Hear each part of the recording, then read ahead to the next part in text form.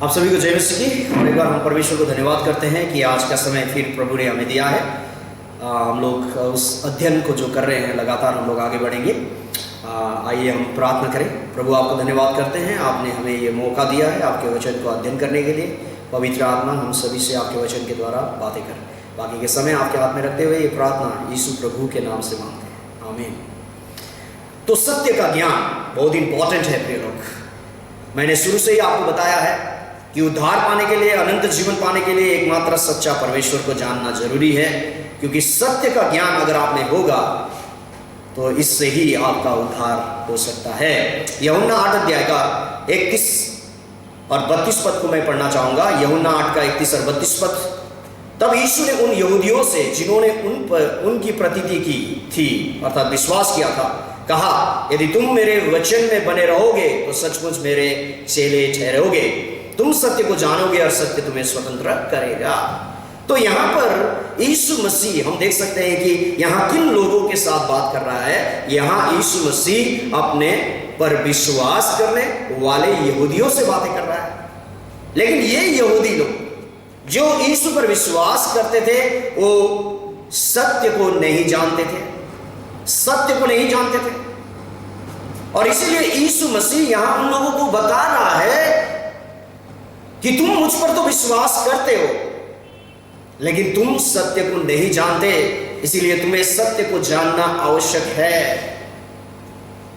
और वही बात आज हम जो अपने को मसीह कहते हैं, क्रिश्चियन कहते हैं, ईसाई कहते हैं, हम लोगों को भी प्रभु कह रहा है। हाँ, पर आप सभी धर्मों में रहने वाले लोगों को सत्य का ज्ञान होना बहुत जरूरी है अगर वो स्वतंत्रता पाना चाहते हैं। कैसा स्वतंत्रता प्रभु यीशु मसीह यहां बातें कर रहा है? कैसा स्वतंत्रता? इन पापों से आजादी के बारे में, उस स्वतंत्र के बारे में प्रभु यीशु मसीह यहां बातें कर रहा है। जब तक हमें सत्य का ज्ञान नहीं होगा तब तक हम पापों से आजादी नहीं पाएंगे। भजन संहिता 5:4 में लिखा गया है, तू वो परमेश्वर नहीं, तू वो ईश्वर नहीं जो दुष्टता से प्रसन्न हो, और पापी तेरे साथ नहीं रह सकता। प्रिय लोग, ये बात जरूरी है। एक पापी को अगर परमेश्वर के साथ अनंत स्वर्ग में रहना है तो उन्हें पापों से आजादी पाना है, स्वतंत्र पाना है। और यही आजादी पाने के लिए हमारे पूर्वजों ने, ऋषि मुनियों ने, हमारे यहां तक कि देवी देवताओं ने, 33 कोटि देवी देवताओं ने, 33 करोड़ देवी देवताओं ने, भगवानों ने, हमारे पूर्वजों ने भारत में उन्होंने इन्हीं चीजों का खोज किया था कि वो लोग पापों से आजादी कैसे पाए। और इसीलिए ही शास्त्रों में भी ये बात को लिखा गया है। वो लोग सिर्फ प्रार्थना कर रहे थे, और यही प्रार्थना हम ऋग्वेद 7 का 86 का 3 पद में भी देखते हैं। यहां पर क्या लिखा गया है? पाप हम पाप क्रमाणम पाप आत्मा पाप संभवा त्रायमाण पुंडरीकाक्षम सर्व पाप हरारी। ये श्लोक में भी यही बात को हम दर्शाते हैं। ये स्नान मंत्र में आरती सेकने के समय भी ये मंत्र पढ़ा जाता है। यहाँ कहता है, पाप हम, मैं पापी हूँ, पाप कर्माणम, मैं पाप काम करता हूँ, पाप आत्मा, मेरा आत्मा भी पाप में है, पाप संभवा, आत्मा में पाप है इसलिए पाप करने का संभव है, त्रायमाण पुंडरीकाक्षम सर्व पाप हरारी, ये पाप से मैं तड़प रहा हूँ, इससे मुझे आजादी दे। आज यही प्रार्थना प्रिय लोग, मसीह लोग चर्च में आकर दिन रात कह रहे हैं। तो पापों से आजादी कब मिलेगी? आज हमें पापों से आजादी ना मिलने का कारण यही है, जो गलती उस समय के यहूदी लोगों ने, जिन्होंने यीशु पर प्रतीति की थी, उनकी गलती भी यही था, और वही गलती आज हम सभी कर रहे हैं। हम सत्य को नहीं जानते, सत्य को नहीं जानते, और इसीलिए हम भटक रहे हैं धर्मों में।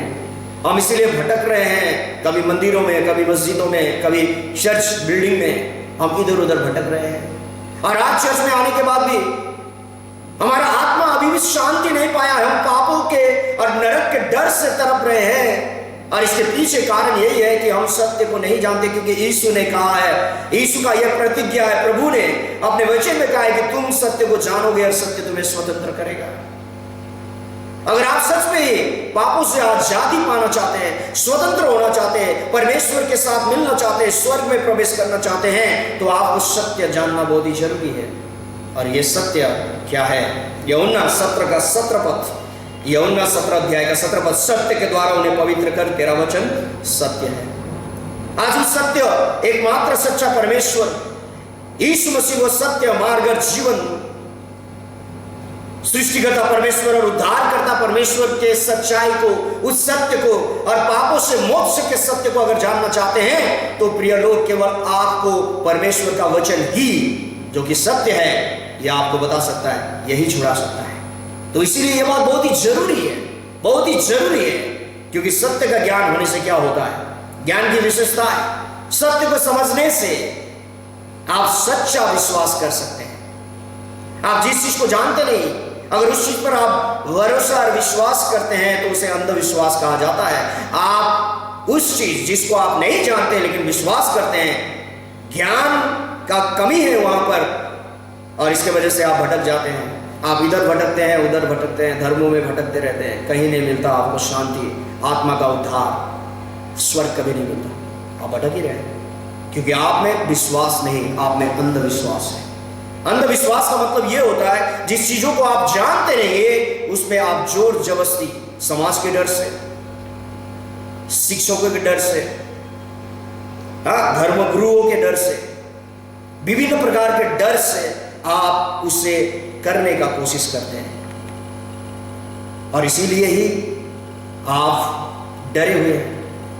आपका डर उन चीजों को करने के लिए आपको उत्साहित करता है। आपका सही श्रद्धा नहीं, ईश्वर के प्रति सही और धन्यवाद होके परमेश्वर के प्रति आप वो श्रद्धा से वो नहीं कर सकते, क्योंकि आप उस सच्चाई को जानते नहीं। जब आप सत्य को जान जाते हैं, आप परमात्मा को जान जाते हैं, आप उस एकमात्र सच्चा सृष्टिकर्ता और उद्धारकर्ता को जान जाते हैं, तो आप में सच्चा विश्वास आता है, जिसके द्वारा आप पापों से अनंत काल के लिए आजाद हो जाते हैं। और ये बात बहुत जरूरी है, ये बात जरूरी है। तो अंधविश्वास आज मसीहियों में भी है। जो विश्वास, अंधविश्वास, जो विश्वास है ही नहीं, जो विश्वास परमेश्वर आपसे चाहता है, आपसे चाहता है कि जिन चीजों पर आप विश्वास करते हैं उस चीजों को जानकर विश्वास करें, और परमात्मा के विषय में, सृष्टिकर्ता के विषय में और मसीह यीशु के विषय में आप जानकर उसे विश्वास करें, वो चाहता है। बल्कि ऐसा ही नहीं, पापों की क्षमा का जो सही तरीका है उसको आप जानकर विश्वास करें, ताकि आप अनंत काल के लिए छुटकारा पाए, आजादी पाए। अगर आप उस तरह से बाइबल के अनुसार विश्वास करते हैं तो सही में आप आजादी पाएंगे। आप में वो डर नहीं होगा, आप में वो भय नहीं होगा, धन्यवाद होगा परमेश्वर के प्रति, और आप सही प्रकार से उसके आराधना कर सकते हैं। तो सत्य को जानना बहुत ही इंपॉर्टेंट है, सत्य को जानना बहुत ही इंपॉर्टेंट है, जरूरी है। किन विषयों में? क्या परमेश्वर का अस्तित्व है? क्या हम में आत्मा है? मानव इतिहास क्या है? पाप और न्याय क्या है? मुक्ति क्या है? यीशु मसीह कौन है? बाइबल के द्वारा इन सारे सत्य को जानना जरूरी है, क्योंकि बाइबल क्या है? परमेश्वर का सत्य वचन है। भजन संहिता 14 का 1 पद में लिखा गया है, मूर्ख ने अपने मन में कहा है कोई परमेश्वर है ही नहीं, वे बिगड़ गए हैं, उन्होंने घिनौने काम किए हैं, कोई सुकर्मी नहीं। आज लोग कहते हैं परमात्मा के बारे में, जब हम बताते हैं तो वो लोग कहते हैं कि परमात्मा को किसी ने देखा नहीं है, मुझे दिखा दे, मैं उसका आराधना करूंगा। और इसीलिए वो लोग अपने जीवन को इस तरह से जीते हैं जैसा कि वहां परमात्मा है नहीं। आज जो अपने को पास्टर कहते हैं, बड़े बड़े रेवरेंड करते हैं, और बड़े बड़े जो औधा में है, पोजीशन में है, उन लोग का जीवन को भी जब हम देखते हैं कि ऐसा लगता है कि वो लोग भी अपने जीवन के द्वारा ये बता रहे हैं कि जिस ईश्वर के बारे में वो लोग एक प्रकार से सोचते हैं कि प्रचार कर रहे हैं, उस ईश्वर का भय उनके जीवन में नहीं है। मानो कि उनके जीवन में ईश्वर नहीं है, क्योंकि उन्होंने ईश्वर को, परमात्मा को जाना ही नहीं है। वो लोग मूर्ख हैं, मूर्ख हैं। और इसीलिए लोगों में सही परमेश्वर के प्रति डर तभी आएगा जब वो परमात्मा को जानेंगे। हमें मूर्ख नहीं बनना है, क्योंकि परमेश्वर ने अपना जो वचन है, जो ज्ञान है हमें दिया है, जिसके द्वारा हम परमात्मा को जानकर उसका आराधना कर सकते हैं, और हम मूर्ख का तरह हमें बनना नहीं है। भजन संहिता 10 का 4 में क्या लिखा गया? दुष्ट अपने अभिमान के कारण कहता है कि वह लेखा नहीं लेने का, उसका पूरा विचार यही है कि कोई परमेश्वर है नहीं। आज देखिए क्या हो रहा है, आज देखिए क्या हो रहा है। जो लोग अपने को मसीह कहते हैं उनके जीवन में क्या हो रहा है, जो लोग धर्म में है उनके जीवन में क्या है। चाहे कोई भी धर्म का नाम ले लीजिए, सभी धर्मों में क्या है, वो लोग किस तरह से अपने जीवन को जी रहे हैं। पाप में, दुष्टता में, बेविचार में, विभिन्न प्रकार के घिनौने कामों में, घोटाला में और विभिन्न प्रकार के ऐसे गंदे चीजों में वो लोग अपने जीवन को लुप्त कर दिए हैं। मानो कि ऐसा लग रहा है कि वो लोग सोच रहे हैं कि परमात्मा नहीं है, कोई न्याय नहीं है। प्रिय लोग, वो लोग दुष्ट हैं, दुष्ट हैं, वो लोग अज्ञानी हैं। परमेश्वर उन लोगों का अवश्य ही न्याय करने वाला है।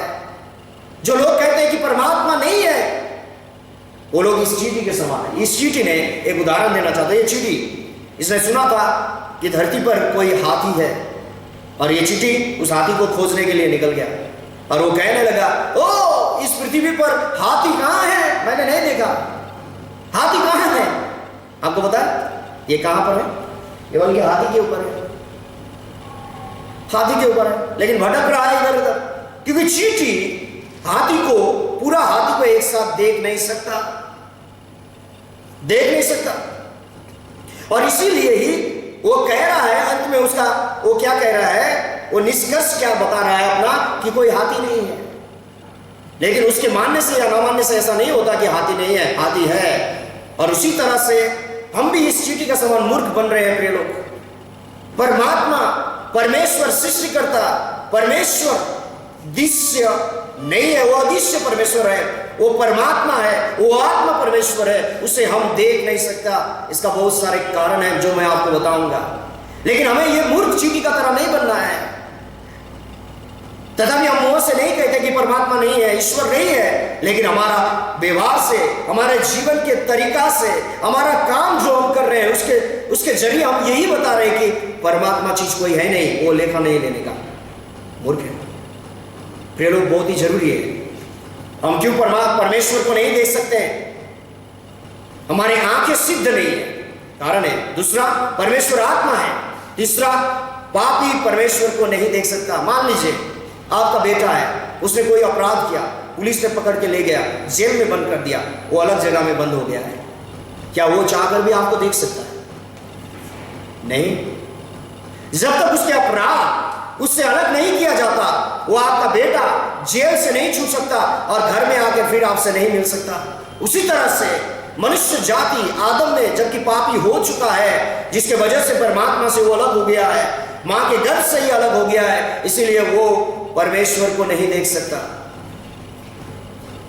हमारे आंखें सिद्ध नहीं है प्रिय लोग, इस असिद्ध आंखों से हम परमेश्वर को नहीं देख सकते। उदाहरण मैं देना चाहूंगा। यहाँ आपको 3 रेखाएं दिखाई देती है। क्या दिखाई दे रहा है? 3 रेखाएं। ये रेखाएं पहला, दूसरा और तीसरा आप देख सकते हैं, पहला, दूसरा और तीसरा जो भी है, यहाँ 3 रेखाएं। आपको कैसा दिखाई दे रहा है? ये थोड़ा सा मुड़ा हुआ या तो सीधा। अब सही में जब इसे देखते हैं एक बार में, ये मुड़ा हुआ थोड़ा सा इस तरह का दिखता है, लेकिन ये सही में मुड़ा हुआ नहीं है, ये सीधा।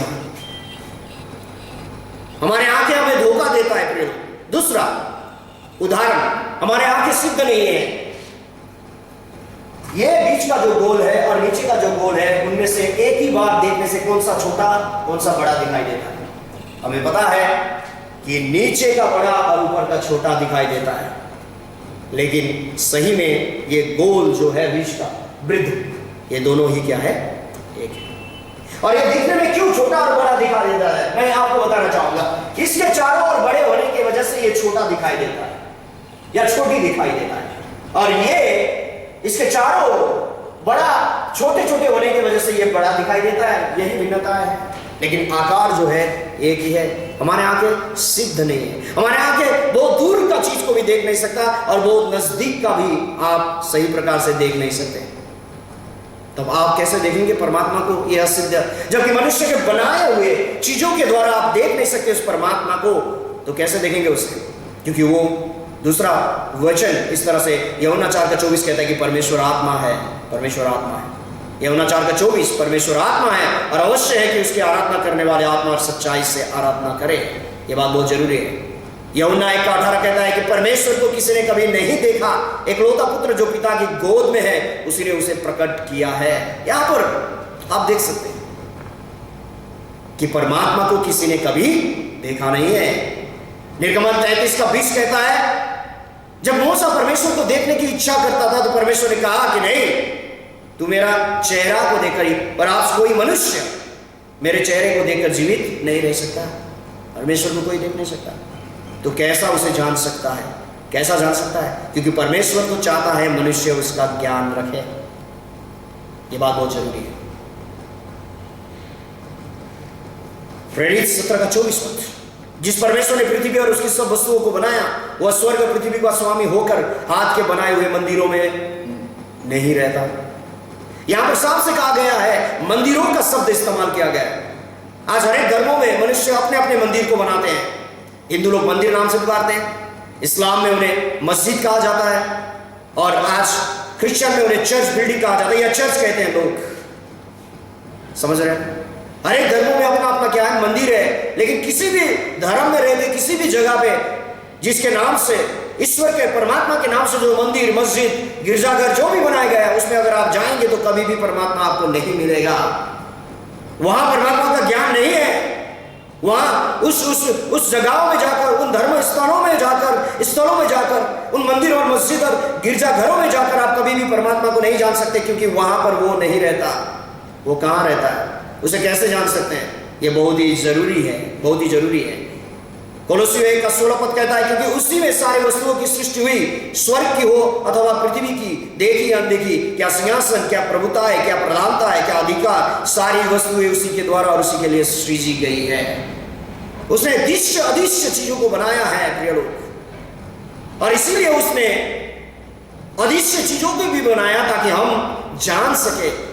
उस अदृश्य चीजों को जानकर हम यह विश्वास करें कि जिस परमेश्वर ने इस दृश्य और अदृश्य चीजों को बनाया, वो परमेश्वर भी क्या है? अदृश्य है।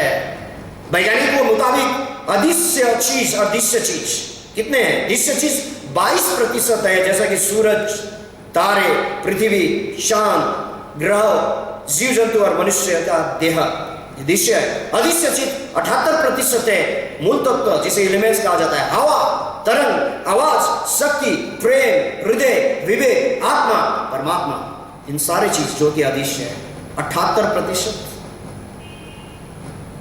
तो उसी तरह से बाइबल कहता है कि परमेश्वर क्या है? अदृश्य है।